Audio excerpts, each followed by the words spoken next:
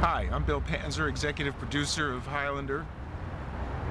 And the first season of Highlander, what a grand adventure it was for all of us. The first episode, we tried to connect the Highlander legend from the films in the person of Christopher Lambert with the new Highlander in the person of Adrian Paul.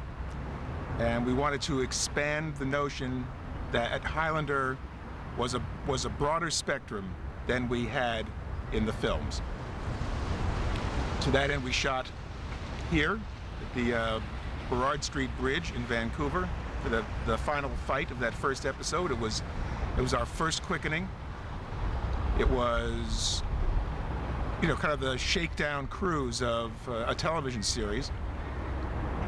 We discovered that if you were paying really close attention, that Richie Ryan, Stan Kirsch, was the potential of being an immortal, had the potential of being an immortal. But you had to watch real close because we weren't sure ourselves that he was going to become an immortal.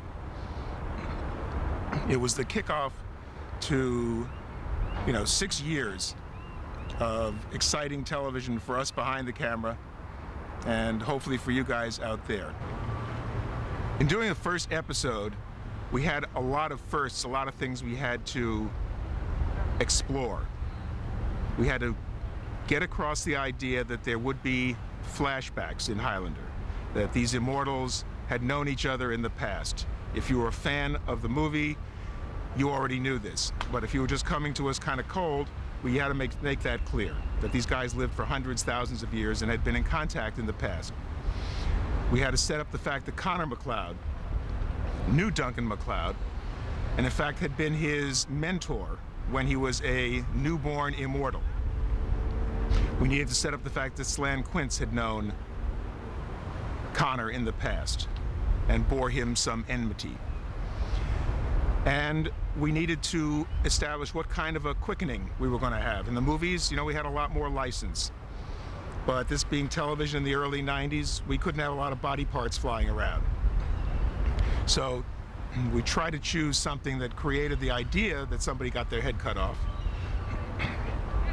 but that it was more like a jolt of light came out of the head and the lightning flew around, and it was less violent than the movie version.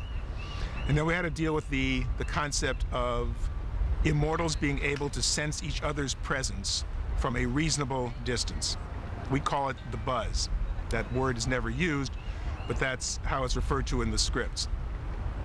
And we had to start with something. We started with a buzz, and it gradually evolved from this first episode over the course of the next 118 episodes as the directors and the post-production staff, the music people, sound effects people, all gradually honed the buzz to where it became kind of a defining Highlander moment.